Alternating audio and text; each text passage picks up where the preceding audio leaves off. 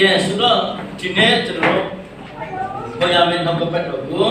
ကျွန်တော်ဆက်လက်ပြီးတော့ဖတ်ကြားမှာဖြစ်ပါတယ်အရောက်ရှိတဲ့ပုံမှာဖျက်တင်ဆက်လက်ပြီးတော့ကောင်းချီးပေးပါစေဒီနေ့အချင်းကောအခါပေါင်းကိုပြင်ဆင်ပေးတဲ့ဖျက်တင်ဖြစ်ပါတယ်ဖျက်တင်တာရုပ်ကြည့်ပါစေ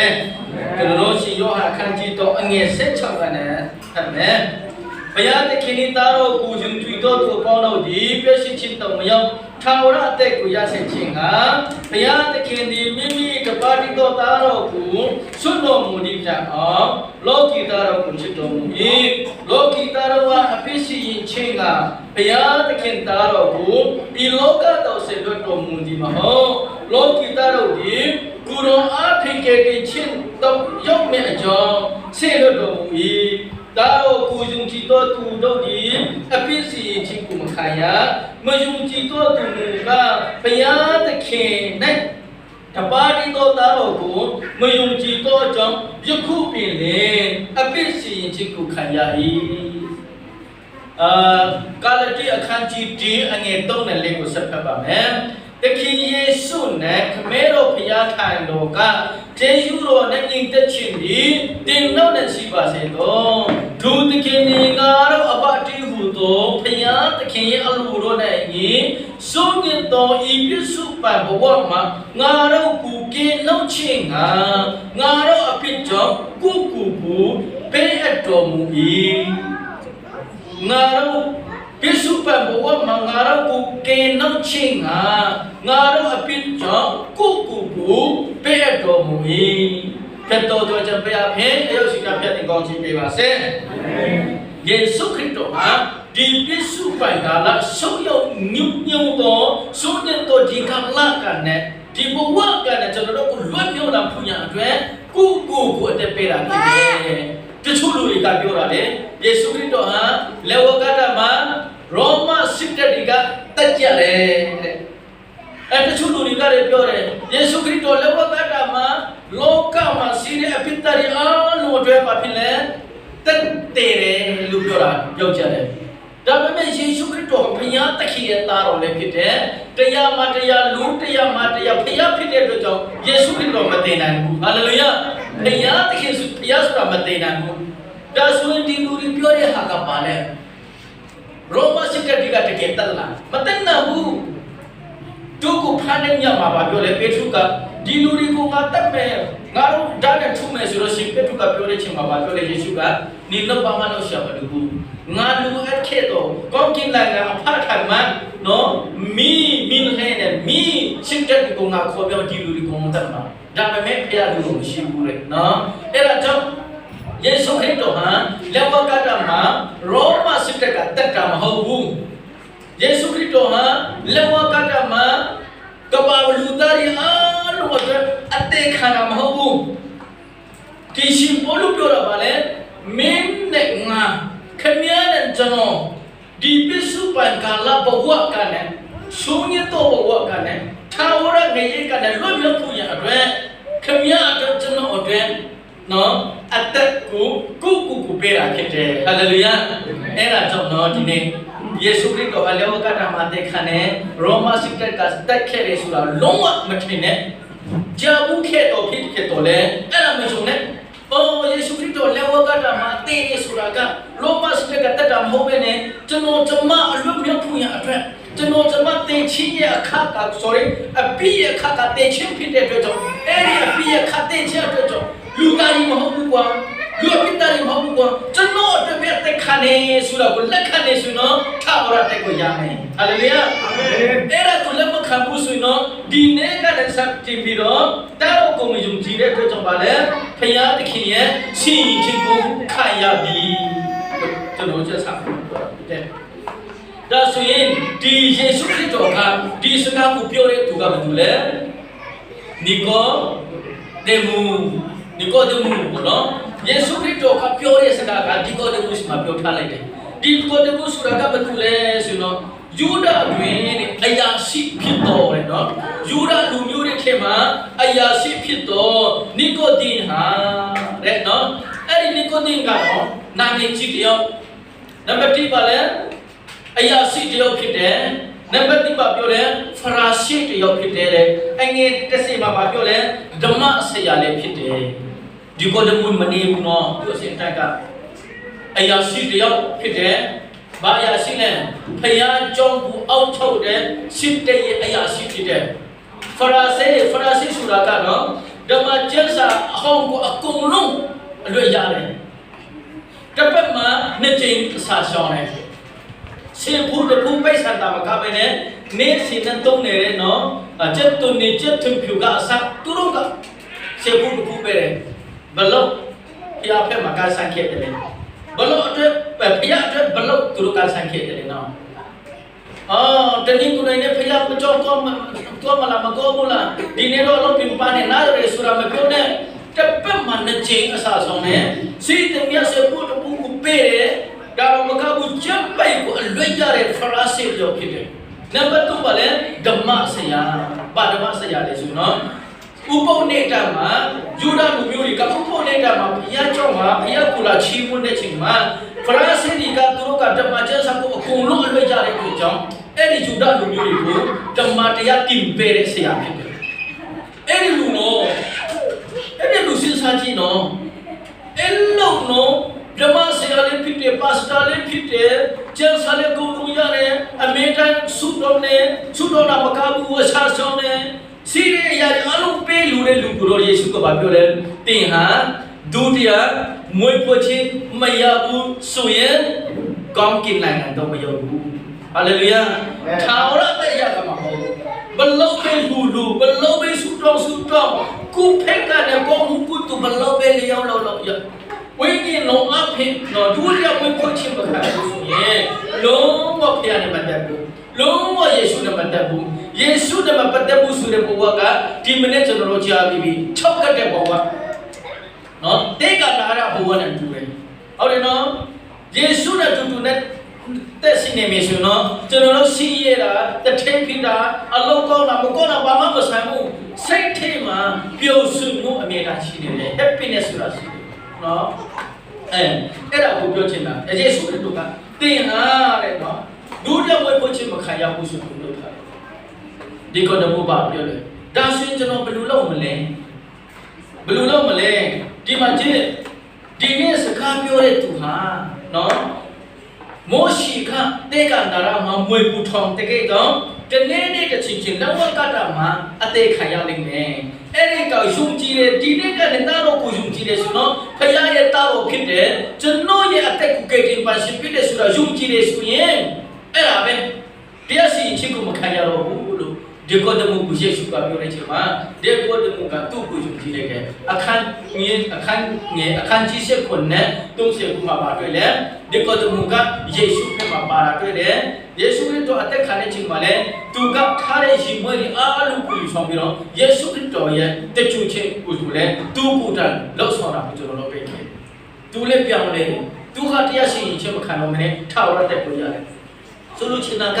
နောက်ဆုံးမှာယေရှုခရစ်တော်လက်ဝါးကတာမှာတည်တဲ့ချိန်မှာဗာပြောလဲဆိုတော့ရှင်ယောဟန်အခန်းကြီး7ခုမြေပြည့်စုံမှာယေရှုဒီဘုန်းကြီးကြီးကိုခိုင်ပြီးမှအမှုပြီးပြီးမိတော်မူလျက်ခေါင်းကိုငိတ်ဆိတ်ဝိက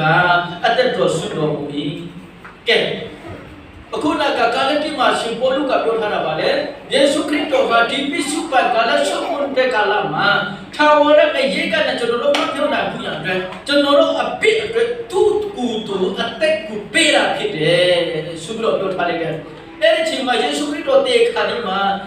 ရည်ငတ်တယ်လို့ပြောလာတဲ့ချိန်မှာဘုန်းကြီးထဲမှာရှိတဲ့ချင်းနေကြီးကိုယေရှုခရစ်တော်ပေးလာတဲ့ချိန်မှာယေရှုကမဆုတ်ဘဲနဲ့ကောင်းခါပြီးတော့ခေါင်းကိုနော်စိတ်ကိုနော်သူဟာအသက်ထွက်သွားတယ်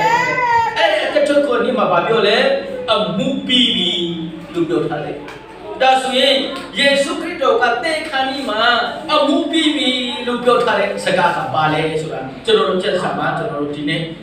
အကြည့်မှာဖြစ်တယ်ဆိုတော့နံပါတ်1ကဗာပြောလဲဆိုတော့ရောမအခန်းကြီး6နဲ့23ကနေ6ကနေဖတ်မယ်ဆိုတော့ဗာလဲ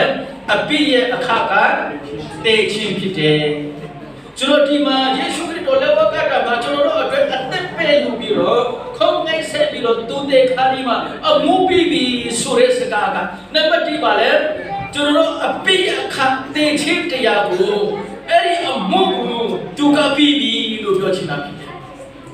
ယေရှုခရစ်တော်ယုံကြည်တဲ့သူတွေအားလုံးအတွက်အပြစ်တရားကြောင့်တရားစီရင်ခြင်းခံတော့မှာမဟုတ်ဘူးဟာလေလုယာဘာဖြစ်လို့လဲယေရှုကမှုကိုပြီးပြီဒီလောကမှာလူတက်တဲ့လူသူမြတ်ပစီခုတဲ့လူနော်အပြစ်ရှိတဲ့လူကိုယေရီကဖမ်းပြီးတော့တရားရုံးကတရားစီရင်တယ်တရားစီရင်ပြီးတော့သူအမှုပြီးပြီဆိုတော့သူကိုထောက်ထက်ကလည်းပြန်ထွက်လိုက်တယ်သူအမှုမပြီးဘူးမကြည့်နာဘူးဆိုတော့9နှစ်ထောင်10နှစ်ထောင်10နှစ်ထောင်ဆိုပြီးတော့တရားသူကြီးကအမိတ်ချက်ပြီးမှထောင်ချက်လိုက်တယ်ဒီမှာဓမ္မကျမ်းစာမှာတွေ့ခဲ့တဲ့အပိယအခါကသိချင်းဆိုတာကထာဝရသိချင်းဖြစ်တယ်ထာဝရငရေဖြစ်တယ်ထာဝရသိချင်းဖြစ်တယ်လူသားတွေအားလုံးဟာအာဒမ်ကြောင့်ကျွန်တော်တို့အပိတ္တဖြစ်တဲ့အတွက်ကြောင့်နော်ဘယ်သူမှကောင်းကင်နိုင်ငံကိုရောက်တဲ့လူတယောက်မှမရှိတော့ဘူးဘုရားသခင်နဲ့ဆက်နွယ်တဲ့သူတွေတယောက်မှမဖြစ်နိုင်တော့ဘူးရှိတာတော့တယ်အချိန်မှာယေရှုခရစ်တော်ကိုယ်တိုင်ကသူ့ကိုယ်သူအသက်ပေးလာတဲ့အချိန်မှာကျွန်တော်တို့ရဲ့အပိတ်အတွက်တရားစီရင်ရမယ့်အမှုကိုယေရှုခရစ်တော်ကကျွန်တော်တို့ပြီးဆုံးအောင်လက်ဝါးကတာမှာပြီးတာဖြစ်ပါတယ်ဆိုတော့အဲ့ဒီမှာပြောလဲဆိုတော့ငါအမှန်ကဆုဒီကငါစကားကိုနားထောင်၍ငါကိုဆုတော်တော်မူသောငါကိုဆုတော်မူသောသူကိုယုံကြည်တော်သူသည်ထာဝရအသက်ကိုရသည်ဖြစ်၍အပိစီရင်ခြင်းကိုမခံရတေချင်းမအသက်ရှင်တော်ကိုပြောလာသူဖြစ်၏အမှန်အကန်ဆုဒီကတေလွန်တော်သူသည်ထာဝရဖယားထာဝရသားတော်ဤစကားတကိုကြည့်၍ကျဲတော်သူအဖြစ်အသက်ရှင်ရမယ့်ချိန်ကာလလာရွေးခုပြီးရုပ်ရှိတဲ့ဖြစ်ပါ၏တဲ့နော်ဒီနေ့ဒီချိန်ခါမှာဆရာဒီကနေဟောတဲ့ချိန်မှာကျွန်တော်တို့အတွက်အဲ့ဒီထာဝရအသက်ဟာအခုရောက်ရှိနေတာဖြစ်တယ်ဘယ်လိုလက်ခံမလဲယုံကြည်ခြင်းနဲ့လက်ခံရမယ်။အော်ယေရှုခရစ်တော်ဟာတည်ရဟာကရောမစစ်တပ်ကတတ်တာမဟုတ်ဘူးပဲ။နော်ဒီလောကအပိတ္တရအားလုံးအတွက်မဟုတ်ပဲနဲ့ကျွန်တော်အတွက်ဖြစ်တယ်ဆိုတာကိုဒီနေ့လက်ခံနေတယ်ဆိုတော့အဲ့ဒီအပိတ္တရအယတဲ့ချင်းရဲ့တရားစီရင်ခြင်းကယေရှုခရစ်တော်ကပြီးပြီးငါပြောသောစကားကိုနားထောင်ပြီးတော့စုကြည်တော်သူတွေအတွက်တော့တရားစီရင်ခြင်းမရှိတော့ဘူး။ဟာလေလုယာ။အာမင်။အားလုံးစုကြည်လက်ခံတော်သူဖြစ်ပါစေ။ဆက်တော့အကျွမ်းမဲ့တဲ့အလုံးလက်ခံတော်သူဖြစ်ပါဆိုတော့နံပါတ်1ကပါလဲအဲ့ဒီအဘိတရားရဲ့သိချင်းရဲ့တရားကိုသူကပြီးဆုံးပြီးတော့အမှုပြီးတာဖြစ်တယ်ပြီးတော့နံပါတ်2ကပါလဲအဘိဖြစ်တယ်ဒီလူဟာအာရုံကြောင့်အဘိတဖြစ်တယ်ဒီလူဟာထာဝရငရဲတော်မဲ့လူဖြစ်တယ်ဆိုတဲ့ပါလဲတရားစီရင်ခြင်းကလည်းသူ့လွတ်မြောက်သွားမှာဖြစ်တယ်ကဲသိချင်းကလည်းလွတ်မြောက်တာတော့မကပဲနဲ့ဘယ်သူကမှတရားမစီရင်တော့ပါဘူးနော်ဘယ်သူကမှတရားစီရင်ခွင့်မရှိတော့ဘာဖြစ်လို့လဲဘုရားသခင်ကကျွန်တော်တို့ဟာဒီလူဟာငါသားဖြစ်တယ်ငါသားယေရှုခရစ်တော်အဖြစ်သူဟာအပြစ်သားမဟုတ်တော့ဘူးငါသားဖြစ်ပြီးယေရှုခရစ်ကဘယ်သူကတရားစီရင်တော့မလဲဘုရားသခင်ကိုယ်တိုင်ကအတိအမတ်ပြောတယ်ဘုရားသခင်ကိုယ်တိုင်ကတုံးမိတာဆိုဖြစ်လက်ခံထားတဲ့တာသမီးတွေဟာဘယ်သူကမှတရားစီရင်ပါခွင့်မရှိတော့ရောမခန်းကြီးတော့ငယ်တဲ့စိတ်မှာပြောတယ်ကျမ်းစာလာဒီကဖြေမတ်တော်သူတို့မှမရှိနာလေတော်သူမရှိဖျားကူရှာတော်သူမရှိလူအပေါင်းတော့ဒီလာထွေးကြပြီတငီတမတ်တီအတုမရတော်သူဖြစ်ကြ၏ကောင်းသောအချင်းကိုဘယ်သူမှမရှိဆိုလိုချင်တာကဒီလောကမှာဘယ်သူမှဖြေမတ်တော်သူပြောမှမရှိတယောက်မာကက်တင်ချင်းကိုကောင်းမှုကိုတူလောက်ချင်အဖြစ်ဘယ်သူမှဖျားတဲ့ခင်တဲ့ဖြစ်တွေ့နိုင်တယ်လို့မရှိကာယကံဝစီကမနောကနဲ့ဘယ်သူမှမကြည့်လို့နိုင်နေစင်နေတာနဲ့အမြဲကျွန်တော်တို့ဟာအပိတ္တကြောင့်ဖြစ်တယ်။ဖယားကိုတည်တဲ့လူမရှိဘူး၊ဖြတ်မတော်သူလည်းမရှိဘူး၊ကျဲစာကိုလည်းနားတဲ့လူလည်းမရှိဘူး။နော်အကောက်တော်အတိကိုလည်းကျင့်တဲ့လူတယောက်မှမရှိဘူး။ဒါပေမဲ့အခုနရောဟာခန်းကြီးတုံးငယ်ရှိမှပါပြောလဲ။ကောက်တော်အတိကိုကျင့်တဲ့အတွက်ကြောင့်မဟုတ်ဘူး။အလူဝင်နေတာပေးတဲ့အတွက်ကြောင့်မဟုတ်ဘူး။စေဖို့တစ်ခုပေးတဲ့အတွက်ကြောင့်လည်းမဟုတ်ဘူး။နော်ကျဲစာအလွတ်ရတဲ့အတွက်ကြောင့်လည်းမဟုတ်ဘူး။ဒပိန္ဒတချီဆူရာကောင်းလို့လည်းမဟုတ်ဘူး။ပါစတာReverend တိုက်ခါရောရတော့ထပ်ဖြစ်လို့လည်းမဟုတ်ဘူး။ဘာဖြစ်လဲတာတော့ကိုယုံကြည်တော်သူဒီအပိစီရင်ခြင်းကိုမခံရ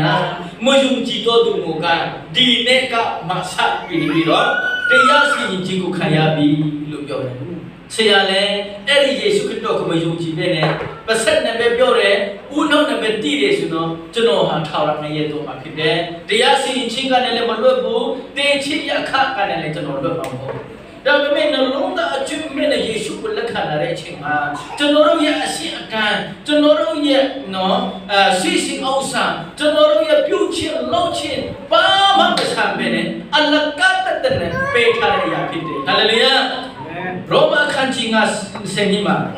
ပြန်ဖတ်မယ်ဒီအကြောင်းအရာဝမူကအပိတတရားသည်တရုတ်တော်သူအဖြစ်ဤလောကတော်ဝင်၍အပိတတရားအဖြစ်တည်ခြင်းတရုတ်နဲ့ညီလူအပေါင်းတို့သည်အပိရှိတော်ကြောင့်တည်ခြင်းတော်ကြောင့်ကြ၏6:23မှာပါလေအပိတတရား၏အခါကတည်ခြင်းပေသည်ဒါပေမဲ့ဖယားသခင်ပေးတော်မူသောဆုကျေးဇူးတော်ကငါတို့သခင်ယေရှုခရစ်တော်အဖြစ်ထာဝရအသက်ပေသည်ဟာလေလုယာနော်အပိယအခါကတည်ခြင်းအဲ့ဒီအပိတရားကပါလေတရားစီရင်ခြင်းဖြစ်တယ်ဒါပေမဲ့ဖယားသခင်အဖြစ်ယေရှုခရစ်တော်နဲ့ကျွန်တော်တို့ကိုပေးထားသောအရာဟာပါလေဆုကျေးဇူးတော်လို့ပြောထားတယ်ကျွန်တော်တို့ထိတ်တာလို့မဟုတ်ဘူးနော်ကျွန်တော်တို့ယာတိယာထိတ်လို့မဟုတ်ဘူးနော်ယေရှုခရစ်တော်ရဲ့ဖယားသခင်ရဲ့ဆုကျေးဇူးတော်ဟာလက်ခံလာတဲ့အချိန်မှာသခင်ယေရှုခရစ်တော်အဖြစ်ဗါလဲထာဝရတရားဤပေကချင်းမဟုတ်ဘူးဆုတော်ချင်းမဟုတ်ဘူးလှုပ်ချင်းပြူချင်းကချင်းမဟုတ်ဘူးယေရှုခရစ်တော်အဖြစ်တည်းကျွန်တော်တို့ဖြောင့်မချင်းရတယ်ယေရှုခရစ်တော်အဖြစ်တည်းကျွန်တော်တို့ထာဝရအသက်ကိုရတယ်ဆိုတာကိုနံပါတ်1အနေနဲ့ပြောချင်ပါတယ်နံပါတ်2အနေနဲ့ပါလဲဒီယေရှုခရစ်တော်ကအမှုပြီးပြီဆိုတဲ့ပါလေထာဝရငရေကနဲ့ကြမဲ့ထာဝရငရေမှာတော့မဲ့ကျွန်တော်တို့အားလုံးဒီဟာနော်အပိဆောင်တဲ့မှာစာတမာနဆောင်ဖြစ်မှာကျွန်တော်တို့ရှိပြီဒီလူကဘောဖြူဘောမဲမဖြူမဝမနီဒီလူတွေဟာအာဒမ်ကြောင့်ပိတာဖြစ်တဲ့ဘုနေကဒီလူလောက်တဲ့ဘုနေကဒီလူလောက်တဲ့အရက်တော့တဲ့သူတို့စကားမြဲတဲ့ရှာဖြစ်တဲ့အာဘူမစံတော်ဆာမဘောနော်ရက်စတိုရန့်မှာအလောလောချင်းမှာသူတွေပဲဖြစ်တဲ့စာတမာနအကုန်လုံးရှိထားလိုက်တယ်နော်စာတမာနကကျွန်တော်တို့အပြစ်အလုံးတိထားလိုက်ကျွန်တော်တို့မကျူးလို့ရင်တော့ကာယကဝစီကမနောကစိတ်ထင်းကဘောနော်ပွရှိနေဘောနော်အားရအလုံးကစာတမနာကအကုန်လုံးမှတ်ထားလိုက်တယ်အဲ့ဒါကြောင့်ခင်ဗျာဒီမှာအရှင်မြတ်ပေါ်မှာတချင်းဆူလာတဲ့ချိန်မှာခင်ဗျာဒီနေ့တော့တချင်းတော့ဆူလာတကယ်မြင့်ကတင်ချင်းရလားမင်းမနေ့ကတောက်တယ်နော်မင်းမနေ့ကရင်ပကတဲ့လူဖြစ်တယ်နော်ဆူရကစာတမနာရဲ့တရားစီရင်ချင်းကအမင်းနဲ့ခံရလိမ့်မယ်အဲ့ဒါမှတ်ထားစာတမနာကတော့အမေကခင်ဗျာရဲ့အပိကိုမင်းတက်ပြောလာလိမ့်မယ်ဒါပေမဲ့တရေလူအဲ့လိုမပြောဘူးနော်ဘုရားသခင်လည်းမပြောဘူးခင်ဗျားသခင်ရဲ့ချစ်စီကကြားမယ်ခင်ဗျားဘောစီကလည်းကြားနိုင်တယ်ခင်ဗျားအမျိုးသမီးခင်ဗျားယောက်ျားစီမှလည်းကြားနိုင်တယ်ဒီစကားတွေကနော်စာတမနာကချစ်ချင်းကျွန်တော်တို့ပြောလို့မရဘူးဘုရားသခင်နဲ့ချစ်ချင်းစကားပြောလို့မရဘူးဘုရားသခင်နဲ့စကားပြောချင်းနဲ့ဆိုတော့ကျက်စာဖက်ပါဘုရားသခင်ကိုစကားပြောချင်းနဲ့ဆိုတော့ချူတော်ပါဒါပဲချူတော်ချင်းဘုရားကိုစကားပြောပါဘုရားသခင်ကလည်းဓမ္မကျမ်းစာကိုခင်ဗျားကိုစကားလာပြောလိုက်နားထဲမှာပြောကြလို့လူကြားတယ်လို့မထင်နဲ့ဒီဟာတွေကကောင်းကင်နဲ့မေကြီးအကျမှာစီရလေးဟဲ့ပဲမှာစီတဲ့နတ်ဆူရီရဲ့တာမဖြစ်နော်အဲ့ဒါတော့ကျွန်တော်တို့သိထားဖို့လေဆိုတော့အဲ့ဒီထာဝရငရေကိုတော့ရမယ်ရောမအခန်းကြီးကငရေကူမှာငါတို့ရဲ့ပြည့်စုံကပင်ဖြစ်တော်တယ်ငါတို့အတွက်အသက်ခံတော်မူသည်ဖြစ်၍ဘုရားသခင်ဒီငါတို့ကိုအပေမြတ်လို့ချစ်တော်မူသည်ကိုငါတို့အားထင်ရှားစွာပြသတော်မူ၏တော့ဖြစ်၍ယခုတွင်အသွေးတော်အဖြစ်ဖြစ်မရတော့ရုပ်ပြီးမှာထိုသခင်သာအပိငရေမှာကေချွတ်တော်မူတကယ်တော်မူခြင်းတော်ရောက်မယ်ဟုတာမြို့လေးဆရာရှိ၏ဟာလေလုယာ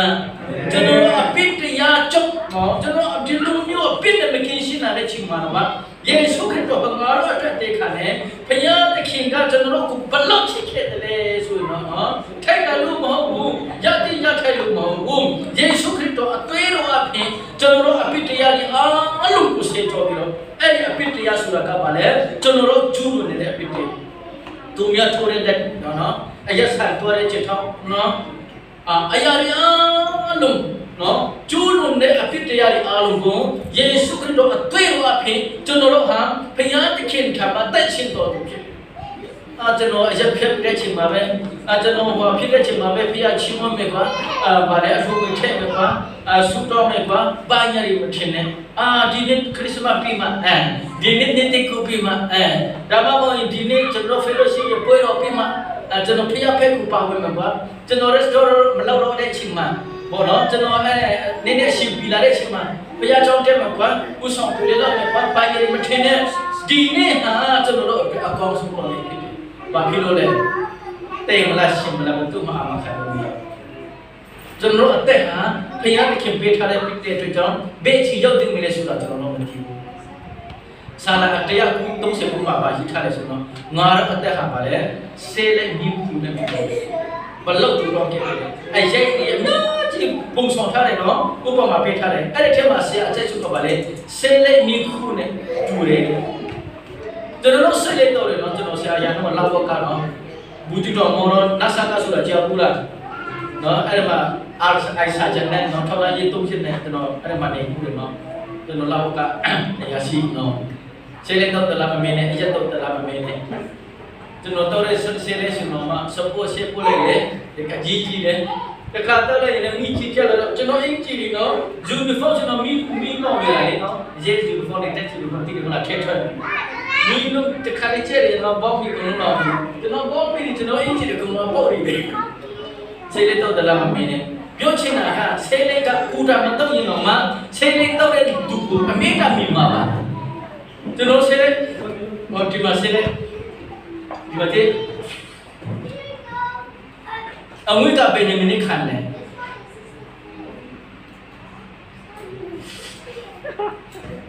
အငွေပဲနေမနေခံလဲ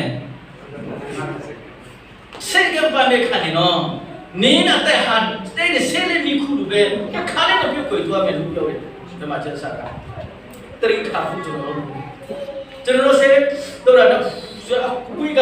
မင်းလည်းမခံဘူးနိုင်လည်းမခံတဲ့နေကိုလည်းမခံဘူးနော်စိတ်ကပတ်မှာပဲပြုတ်ကိုသွားတယ်အဲ့လိုပဲခင်ဗျာတက်တာပြုတ်ကိုနိုင်တယ်ဆရာတရားသူစိတ်ကိုမှလုပ်ထားတယ်အဲ့ဒါကြောင့်ကျွန်တော်တို့က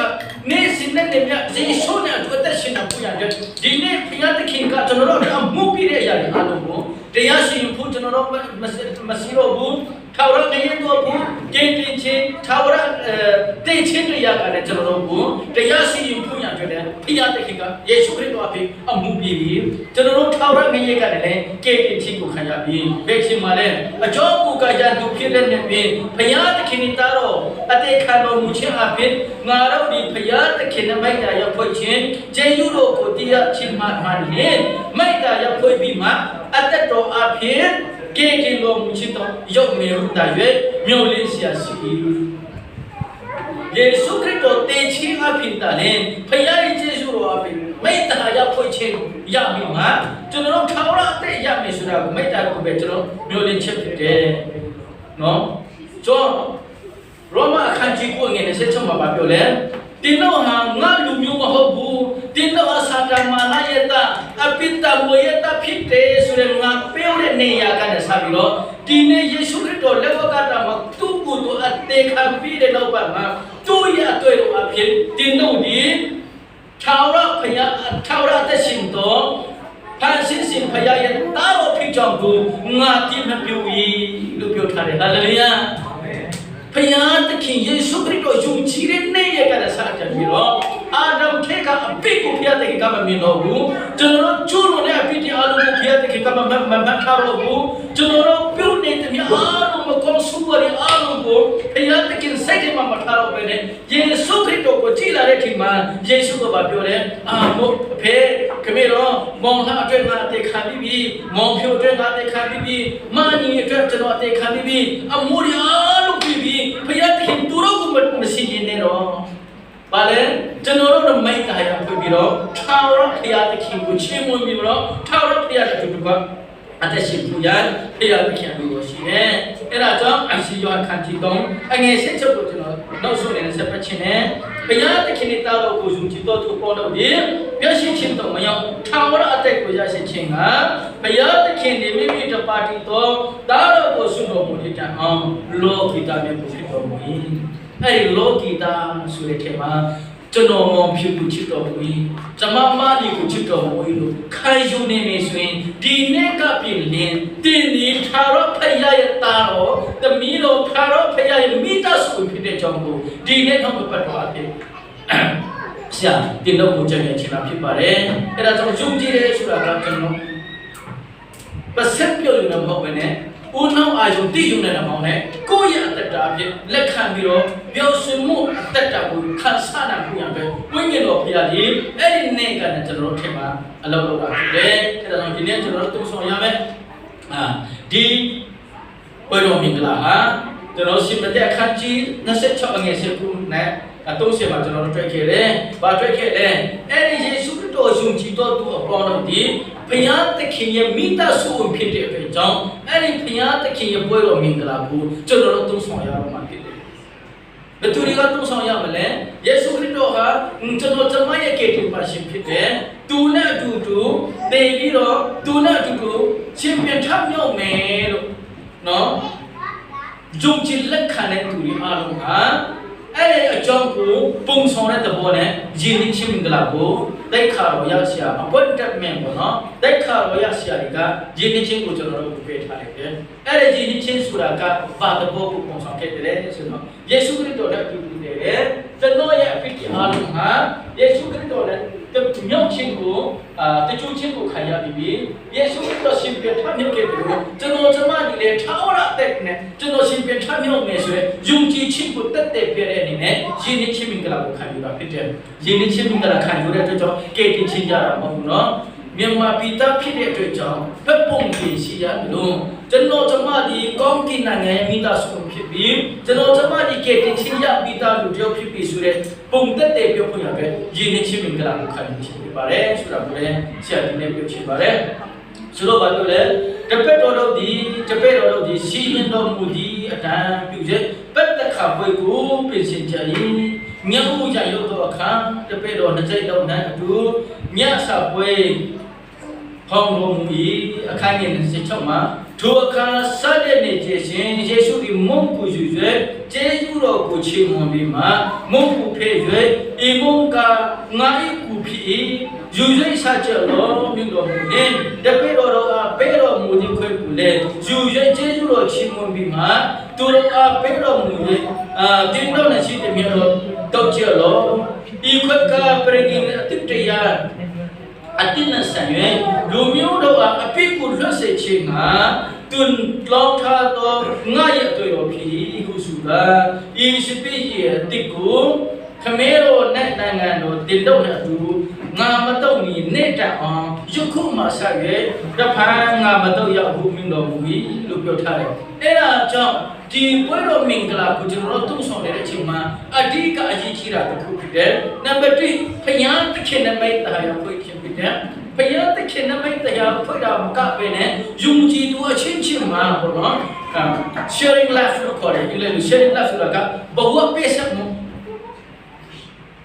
လူတယောက်ကစားချက်မရှိရင်ကိုစားမဲ့ဟာကိုဖက်မှုဖက်ရမယ်နော်ကျွန်တော်မှာပိတ်ဆိုင်90ရှိတယ်လူတယောက်ကပိတ်ဆိုင်မရှိပဲနဲ့စားချက်မရှိဘူးလေ25ကိုကျွန်တော်ပေးရမယ်အဲ့လိုဖြစ်ဘဝရှင်းလာဘဝအတူတူဖြစ်သွားပြီကင်တင်စီရတဲ့လူသားတွေအားလုံးမှာဘဝအတူတူဖြစ်တဲ့အတွက်ကြောင့်ကျွန်တော်ဘဝကိုပါလေဘဝကိုမြတ်ဝေရမယ်နော်အဲ့ဒါပတ်သက်ခါရအဲ့ညအဲ့ဒီပွဲတော်မင်္ဂလာရအဓိကဖြစ်တယ်ဘာဖြစ်လို့ပွဲတော်စူပါလို့ခေါ်တယ်လေကျွန်တော်စူပါဆိုတာကဣသရေလလူမျိုးတွေကညကူနာရီကျော်မှာစားတဲ့အရာတွေအားလုံးကဒီနာလို့မခေါ်ဘူးစူပါလို့ခေါ်တယ်အဲ့ဒါကြောင့်ယေရှုခရစ်တော်နဲ့သူ့ရဲ့တပည့်တော်တွေဟာညစာစားတဲ့ချိန်မဟုတ်ဘဲနဲ့ညတကောင်ရမှာစားတဲ့အတွက်ကြောင့်စူပါလို့ခေါ်ခြင်းဖြစ်တယ်နော်ပတ်သက်ခါဆိုတာဒါမှမဟုတ်ညကူနာရီမတက်ခင်သူတို့စားခဲ့တယ်တော့ညစာလို့ပဲပြောမှာဒါပေမဲ့ဒီလိုစူပါဆိုတဲ့အတွက်ဘုရားကတော့ဗါလဲချီးမွမ်းခြင်းပေါ့နော်ချီးမွမ်းခြင်းမိတ္တရာဖွင့်ခြင်းဖြစ်တယ်ဆိုတာကိုကျွန်တော်တို့နားလည်ဖို့လိုတယ်အဲ့ဒါကြောင့်ကျွန်တော်တို့ဒီပွဲတော်မင်္ဂလာကိုတုံ့ဆောင်တဲ့ချိန်မှာကျွန်တော်တို့တိဖူကလည်းအချက်ရှိတယ်အဲ့ဒါလည်းကိုစားပြောမယ်နောက်မှလည်းဟတ်ထားအရင်ကမကြောက်ခဲ့ဘူးတော့အရင်ကပွဲတော်မင်္ဂလာပေးတဲ့ဆရာမတွေကဆရာတော်တွေကမပြောခဲ့တော့ဒီဟာလေးတို့ကအမေတမထမယ်ဒီဟာလေးတို့ကိုနောက်ကျကျွန်တော်တို့အမေတချစ်သွင်းရမယ့်ရဖြစ်ကျမ်းစာမှာမေတ္တာကိုပြထားတာဖြစ်တယ်။အဲ့ဒီပွဲတော်မင်္ဂလာကိုကျွန်တော်တို့သုံးတော်ဆောင်လာတဲ့ချိန်မှာဘာကူစုံတော်ခက်တယ်လဲဆိုတော့ခုနပြောတယ်လို့နံပါတ်1မှာဆိုတော့ဘုရားသခင်ကိုချီးမွမ်းခြင်းဖြစ်တယ်။ဘာဖြစ်လို့ချီးမွမ်းခဲ့တယ်လဲဒီလောကမှာချီးမွမ်းတဲ့သူဟာယေရှုခရစ်တော်ဘုရားပဲဖြစ်တယ်။ဟာလေလုယာ။ဘာဖြစ်လို့လဲကျွန်တော်တို့အတွက်အသေးခံတယ်ကျွန်တော်တို့အတွက်လွတ်မြောက်စေတော့သူ့အသက်ပေးတဲ့အတွက်ကြောင့်ကျွန်တော်တို့အတွက်ချီးမွမ်းရမယ့်သူကသူပဲဖြစ်တယ်။ဒီချင်းကလည်းကျွန်တော်တို့ကိုကဲတင်ပေးတယ်ဖျားဖြစ်တဲ့အတွက်ကျွန်တော်ရှိမှတာဖြစ်တယ်နံပါတ်2ကခုနပြောသလိုနော် having sharing ဘဝပေးဆက်ခြင်းဖြစ်တယ် dùng gì tôi chính của nhìn chung nhìn nhá ta xin nhá mày tâm mà nó khát đâu mà bự này nè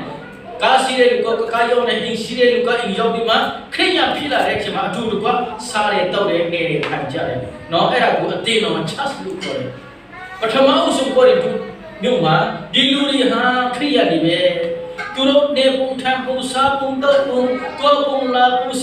sét say lắm bung cả đi lui ở trong miếu thế về nó đi lui đi ha tu suốt tu đi này chả ra về suy ha cả đây đi quay rồi mình cái là của chúng nó tu sửa ra chứ mà Giêsu Kitô nó trở lung đầu qua đi phi tận luôn đi mà mରୁ nên trên lại mi alo dùng chỉ tiêu alo đi lên trở lung đầu qua đi phi để sửa Amen là sẽ khéo mà thay ra luna tôi gì biết này ya mày chỉ như nó khắp chơi để luna tôi gì cho nó cũng nhận nó cũng nghe dùng chỉ tiêu trên bỏ mà ấy đi sẽ để của chúng nó tham cũng cả quay rồi mình cái là ya cũng sống trên cái thế nên bắt tung mà sao đấy giving sharing tụi nhá cho bé can chinh của gì vậy quay rồi mình là con tung sống đi nó cho nó cho mà cái tin chính ya bị cho nó cho mà lâu cái đó mà Giêsu Kitô nó tụi tế bị cho nó cho mà bây giờ thì khi nhà bị ta suy bị có cái này ngày yêu mẹ suy bị rồi qua cho đi mà pasal cái này lấy biểu bây giờ cho mà lên là lu mui lên thế su lên cho bị mà bé can chinh mà siêu suy nó era tụi bé suy ra bộ đi quay rồi mình là sống và khi đó là Giêsu Kitô cũng đã cả đi mong à tiền đâu thế ngài chú bé thà đó ngài也不看那ဖြစ်တယ်ဒီခွဟာနင်တော့အတွက်ငါသူလောက်ထားတော့ပရိညင်အတိတ်ကိုပြုလုပ်ထားတည်စေတော့ငါရဲ့အတွေ့တော်ဖြစ်တယ်ယေရှုခရစ်တော်အတွေ့တော်ကိုငါတို့အတွက်ပေးတယ်ယေရှုခရစ်တော်ကိုယ်တိုင်ကသူ့ရဲ့အသက်ကိုပေးတဲ့အတွက်ကြောင့်ငါတို့မှာဆေးတဲ့အရာလေးတွေကိုသူမြတ်ပဲ giving sharing လုပ်ရတော့အဲ့ဒါကြောင့်ကျွန်တော်တို့တစ်ခါမှမတည်ဘူးတဲ့တစ်ခါမှမမြင်ဘူးတဲ့တစ်ခါမှမကြောက်ဘူးတဲ့လူတွေကကျွန်တော်တို့ရှိမှ giving sharing လာတော့တာကိုနော်အဲ့ဒါကြောင့်ဒီပွဲတော်မင်္ဂလာသုံးဆောင်တဲ့အချိန်မှာဒီတုံးခုကိုပြောတော့မှမမဲနဲ့အော်ဒီနေ့ဒီချိန်ကဘုရားကိုချီးမွမ်းဖို့ဖြစ်ဘုရားကိုချီးမွမ်းမယ်ဘုရားချီးမွမ်းတာမကပဲနဲ့နော်လာဘဘဝပိစမှု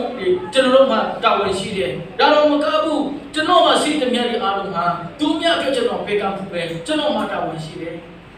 ဒီလောက်ဘုရားရှင်ကောင်းမြတ်တယ်နော်ဘုရားသခင်ကကျွန်တော်ကိုကြွမှာချင်းချမ်းသာချင်းစာဖို့တော့ဖို့နေဖို့ထိုင်ဖို့နော်ကျွန်တော်တို့တစ်ခါမှမကြည့်ဘူးတဲ့မွတ်စလင်ကဟိန္ဒူကဆိုတဲ့အထက်မှာကျွန်တော်ရောက်ခွန်းဘုရားကိုချီးမွမ်းတာအဲ့ဒါကိုလည်းဘုရားကိုကျေးဇူးတင်ရမှာပေါ့ဟုတ်တယ်မလားဒီဟာကဆိုကြည့်သူမှမဟုတ်တာဟုတ်တယ်မလားဘာဖြစ်လို့ဘုရားတကပြင်ဆင်ပေးထားတယ်တော့ပဲ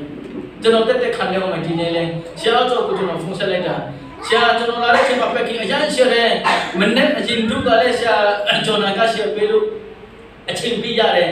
ပြီးတော့ဘုရားကျောင်းစီနာမှာ packing တခုခုအားရရှင်တော့ကျောင်းလုံးပဲပြပြတုံးပဲပြထားလိုက်ပါလို့ပြောထားလိုက်တယ်ဟုတ်ကဲ့လို့ပြောလိုက်ဒါပေမဲ့ကျွန်တော်ရောက်လာတာနဲ့ချက်ချင်းပဲကတရှိကထွက်သွားတာဟာလေလုယာဘုရားတကယ်ချင်းပြည့်ပြည့်တယ်တကယ်ကိုနော်လေအော်ဘုရားဒီကိုကျွန်တော်ရောက်လာတာနဲ့ကားတရှိကထွက်ပြီးသွားတယ်အော်ချက်ချင်းနဲ့ကျွန်တော်ဝင်လေ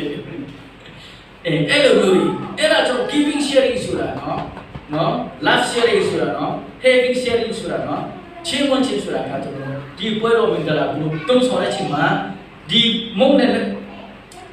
ဒီစပင်းကြီးကိုစိတ်ထဲမှာမထားဘဲနဲ့ဖရာသခင်ရဲ့တေချေနဲ့သူ့ရဲ့အတွေ့အကြုံကိုမင်းတန်မြင်ရောပါစိတ်ထဲမှာတရိယာပါလက်ဝကတာမှာယေရှုခရစ်တော်ထူထားတဲ့သူ့ရဲ့ကိုခံတော်တရိယာပါယေရှုခရစ်တော်တင်လောင်းထားတဲ့သူ့ရဲ့အတွေ့အကြုံကိုတရိယာပါယေရှုခရစ်တော်လက်ဝကတာမှာဘလောက်ခံဘလောက်အနစ်နာခံခဲ့တယ်ကျွန်တော်ကျမတို့အပိကနဲ့လွတ်လွတ်ဖို့ရတယ်ကျွန်တော်ကျမတို့ထာဝရအသက်ရဖို့ရတယ်ကျွန်တော်ကျမတို့တရားရှိရင်ချင်းကလည်းစာတမာနရဲ့ချင်းဘိုးကလည်းလွတ်လွတ်ဖို့ရတယ်ယေရှုခရစ်တော်ဘလောက်ပေးစိတ်ခဲ့တယ်ဆိုတာကိုကျွန်တော်အမင်းတန်စိတ်ခဲ့ကလည်းဒီပွဲတော်မင်္ဂလာကိုတုံးဆောင်တဲ့အချိန်မှာစိတ်ထဲမှာမင်းတန်ထားပြီးတော့တရိယာဖို့ရတယ်နဲ့အားလုံးကိုယေရှုနာမနဲ့ဆက်ခေါ်ချင်တာဖြစ်ပါတယ်